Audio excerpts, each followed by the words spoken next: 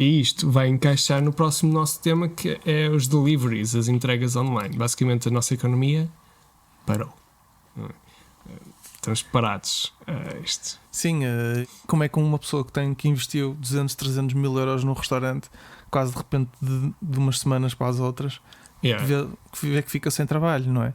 Como é que, por cima numa cultura como a nossa, em que se preza tanto a refeição fora, como é que de repente... fica péssimo. Eu pelo menos faço a minha parte e naquilo, por exemplo, no fim de semana costumávamos ir 2 ou 3 vezes comer fora e nós estamos a tentar na mesma nos restaurantes que nós gostamos. Há um que nós gostamos muito, mas não tem, que é o Noshi, não tem coisa online. O mítico Noshi. Quantas vezes eu já ouvi falar desse Noshi? E eu fogo, não consigo mandar vir deles porque eles não aderiram a isso. Mas há outros, inclusive de pizzaria e isso, e costumo mandar vir mesmo estando em casa. Aí no sentido em altura não Covid. E é giro porque eles agradecem na mesma e nós percebemos que estamos todos numa situação complexa e que ainda sem as ramificações disto ainda estão para vir. Mas uma das coisas que aconteceu foi a CTT criar um pack que até 30 de Abril quem criar a sua loja online, mas a gente tem uma loja física, tipo a queijaria do Almada ou isso. Agora quero uma loja digital. Olha, bem bom. Se quiserem queijos, tens que ir quando isto acabar. Imagina que eles queriam criar uma loja de queijos online. Usavam o CTT, por exemplo, para fazer as encomendas. E digitalizavam o seu negócio. Isso é muito interessante. Imagina, e acho que muitos até se viu a adaptação, por exemplo, da Zomato, que eu achei que foi muito interessante, em que eles acabaram por nós temos estes restaurantes todos, os negócios estão parados, e conseguiram, ainda foram bastantes restaurantes, pelo menos cá no Porto ainda se vê muito restaurante que tem pelo menos um serviço takeaway. Isso é muito interessante, mantém pelo menos deixam um local de trabalho aberto. Eventualmente se calhar até vão ter que despedir algumas pessoas, mas pelo menos não desaparece o negócio. Exatamente. Não é? E eu acho que isso é o fundamental, e acho que para quem, se conseguirem manter alguns dos hábitos que vocês tinham, mesmo estando em casa e aproveitando este serviço, acho que era uma boa maneira de garantirmos que o impacto a seguir não seja tão grande.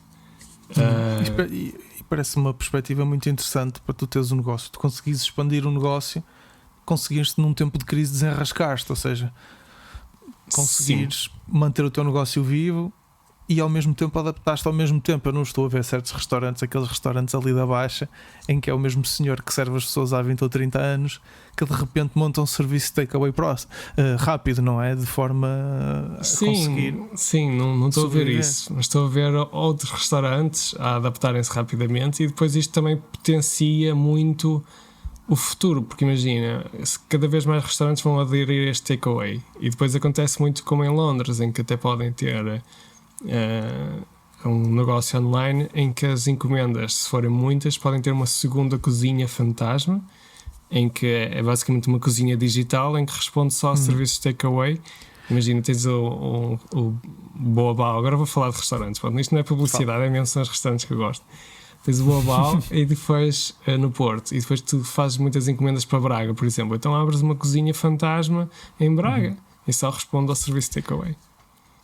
E mesmo em Lisboa havia certos restaurantes que já só funcionavam em takeaway. Eu lembro-me de uma hamburgueria, agora não me recordo o nome, mas eles tinham supostamente os melhores hambúrgueres de Lisboa e só te os entregavam em casa. E a hamburgueria era ali em Oeiras, e então tu encomendavas e eles começaram com essa tal de Oeiras, e entretanto expandiram-se e abriram uma segunda em Odivelos, porque tinham tantas encomendas que tiveram necessidade disso. E isso acaba, numa altura destas, eu acho que acaba por ser uma medida relativamente inteligente de arranjar uma maneira de expandir o negócio que não seja abrir outro restaurante, fazer pequenas cadeias, mas sim expandir para pessoas que, neste caso, não se podem deslocar aos restaurantes, não é? Neste momento, ou por iniciativa própria ou por imposição civil, não é? Neste momento, por imposição civil, ninguém pode ir ao restaurante, e acho que as pessoas têm que perceber o momento e, se calhar, aproveitar o momento. Muitas não vão conseguir aproveitar, Ou então porque o seu negócio não dá. Mas, por exemplo, os ginásios, como tu usaste aqui, assumo que queiras falar do que muitos têm no Instagram e têm em grupos em que têm as aulas na mesma, mas online. Sim, é um bocado. Esse para mim é um conceito um bocado estranho. Eu sou um bocado arcaico. Assim, porque uma coisa é que tu precisas de fazer pesos, mas eu percebo, é uma maneira de tu. Lá está, tu conservas os postos de trabalho, as pessoas fazem algum exercício e não há uma ruptura do cliente em relação ao serviço, não é? Tu acabas por safar aí o negócio. Sim, acho que sim. Claro que podes fazer sempre. Sim, quando precisas fazer pesos não dá, não é? A não ser que tenhas em casa. Mas tens as aulas normais, as outras das yoga ou isso, as pessoas gostam disso. E tu já tinhas muitos negócios de exercício em casa, não é? Sim. Já havia. E as aplicações. Múltiplos negócios. Sim, eu uso muitas aplicações. Depois, outra coisa que eu queria falar é que está a ser rapidamente adotada também por causa desta crise. Até haver antes da crise não era impossível transporte por drones por causa dos aviões e não sei o quê. Primeiro, os aviões estão todos a ficar em terra. Vai ser um caos para as companhias aéreas.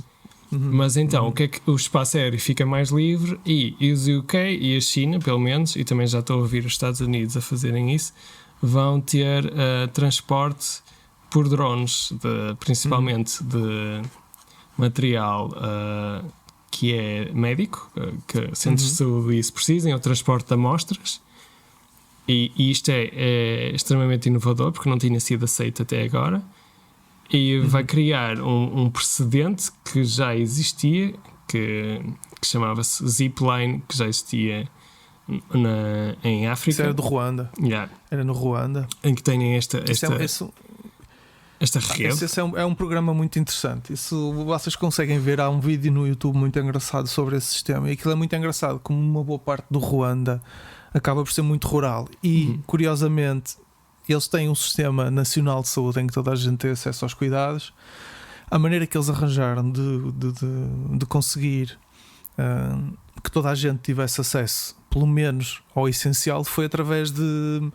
São drones, mas são drones que acabam por ser mais um planador do que um drone. Eles prendem os drones a uma espécie de uma rampa com os elásticos industriais e aquilo dispara o avião. Então o avião, em pleno ar, liga a sua ventoinha e faz um percurso. Eles conseguem fazer, eu acho que são percursos até 60 km. E eles podem transportar tudo, desde medicamentos a teste, inclusivamente a unidades de sangue, o que permite fazer certos armazéns, que, como devem imaginar, é muito importante para situações de trauma, por mais exemplo. centrais os armazéns, não é? Escusam estar espalhados por um país altamente rural. E tudo isto com um custo muito baixo, porque toda a tecnologia é muito rudimentar. Quando se vê o vídeo eu fiquei a pensar, isto é genial, porque eles com meia dúzia de tostões conseguem fazer circular tudo pelo país, não é? Sim, é incrível. E acho que isto é um futuro da logística que vai ser muito importante. Claro que no centro das cidades não diria tanto. No centro das cidades eu acho que vai ser mais aqueles self-driving cars pequenos, estás a ver, que andam nos passeios ou encostados na estrada, que há aqueles modelos na China, mas há uns mais pequenos da Amazon para entregas. Mas imagina, num mundo cada vez mais digital, as pessoas vão poder, estar com um trabalho altamente remunerado, a viver em cidades mais centrais, tipo, agora vou dizer mal de Viseu, mas não tem tantos acessos, nem é tão urbanizado como o Porto. E pode estar a viver na periferia de Viseu e ter acesso na mesma a todas as coisas que nós consideramos muito úteis numa cidade grande como o Porto. Grande, mas e podem vir através de drone, percebes? Mas olha, por exemplo, tu podias perfeitamente pôr um heliporto em cima de cada prédio, um heliporto pequenino, em que tu recebias um aviso que dizia a sua encomenda chegou e tu ias ao topo do prédio, tu nem tinhas tanto o problema de roubar uma encomenda ou a encomenda não foi entregue. Uma coisa tão simples quanto tu pôres um heliporto no topo do prédio e era muito personalizado, porque aquilo estava lá, tu ias lá a hora que tu podias ou que tu combinavas, até podias combinar com o drone e aquilo estava lá. Sim, eu acho que isso é um dos potenciais futuros. Eu acho que esta rede de drones e de transporte vai avançar. Eu acho que se não houver imagina, num apartamento claro que as encomendas não podem ficar ali à porta. Se calhar alguns apartamentos vão ter uma inbox em que seja adaptada a esses drones, em que eles chegam, abrem a porta ou aquilo abre automaticamente e metem lá a encomenda no teu sítio até X volume. Se for um volume maior, tens que ir à tua zona a levantar. Isso é um posto de correio como tu já tens. Exatamente. Imagina, eu tenho um posto de correio, acho que toda a gente tem um posto de correio relativamente perto e só se não conseguires ir pagas extra para vir uma pessoa mesmo transportar-te. Sim, mas por acaso eu acho que isso podia ser uma coisa engraçada que os correios não têm, mas por exemplo, porque é que tu tu que trabalhas até às 7 ou até às 8 ou que trabalhas durante a noite, porque é que tu tens que ir ao correio? Porque é que tu não vais ao correio quando queres, não é? Porque é que era um serviço de deixava lá e tu apanhavas quando querias, punhas o código da aplicação. Porque é que aquilo não tem uma sala como há da Amazon em que tu tens lá, está lá na tua gaveta, metes o código.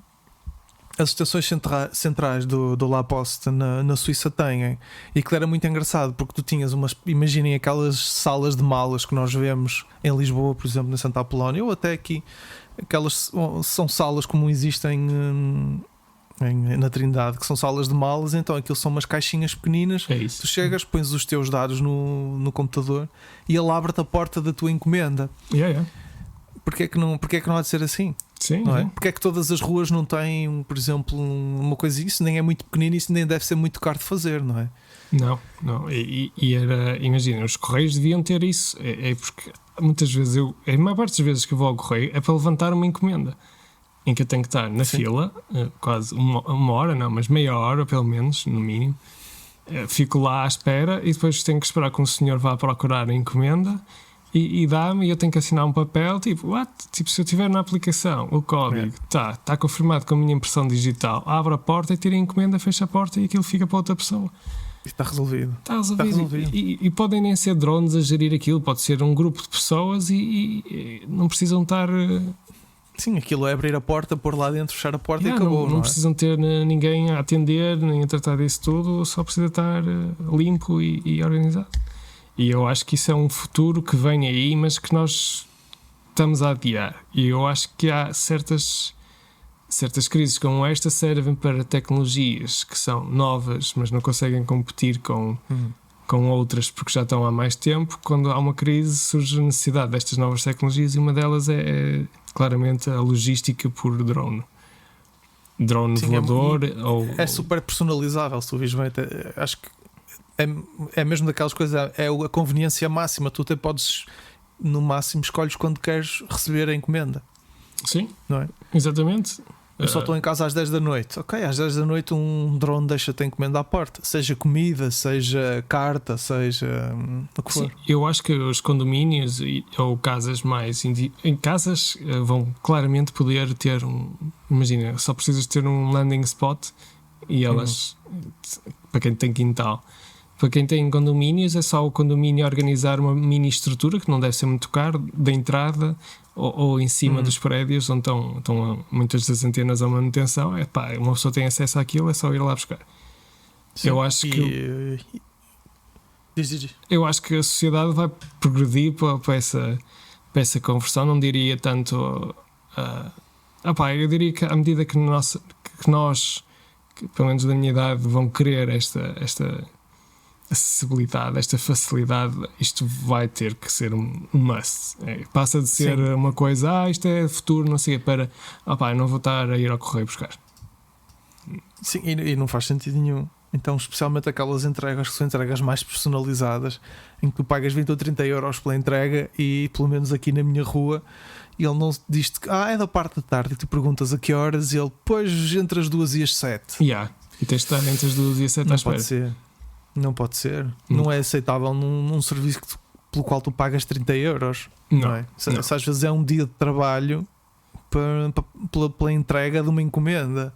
Não é? E depois, imagina, à medida que isto ficar mais democratizado e mais serviços vão ter estes takeaways, estes transportes online, e mais lojas vão estar online, até serem mais virtuais mesmo, ao ponto de poderes aceder aos produtos na loja virtualmente, podes ver. o transporte, a economia vai ser cada vez mais digital no sentido das encomendas, e acho que isto vai mudar o paradigma ao ponto de que muito do que está a acontecer agora, por força de uma obrigação judicial devido ao coronavírus, vai se tornar parte de realidade porque as pessoas querem e não porque são obrigadas. Sim, é verdade. É verdade. Porque é que, por exemplo, se eu preciso de um pacote de manteiga e 3 tomates, porque é que eu tenho que me deslocar 56 km? Porquê? Não faz sentido, percebes? E se tornasse cada vez mais fácil aquilo vir ter a mim, eu não vou ao continente comprar manteiga e 3 tomates. Se bem que é uma combinação estranha, o que é que uma pessoa faz? Refogas os tomates. Eu vou-te ensinar uma receita. Pões a manteiga a derreter, partes uma cebolinha, atiras para dentro do tacho e pelas os tomates. Pelas os tomates, pões lá dentro, pões um bocadinho de alho, um bocadinho de orégãos e vinho e tens um molho para massa muito bom. Pá, sou excelente. Pronto, acho que vais passar a ter um segmento de cozinha aqui. Vais ter um segmento de cozinha.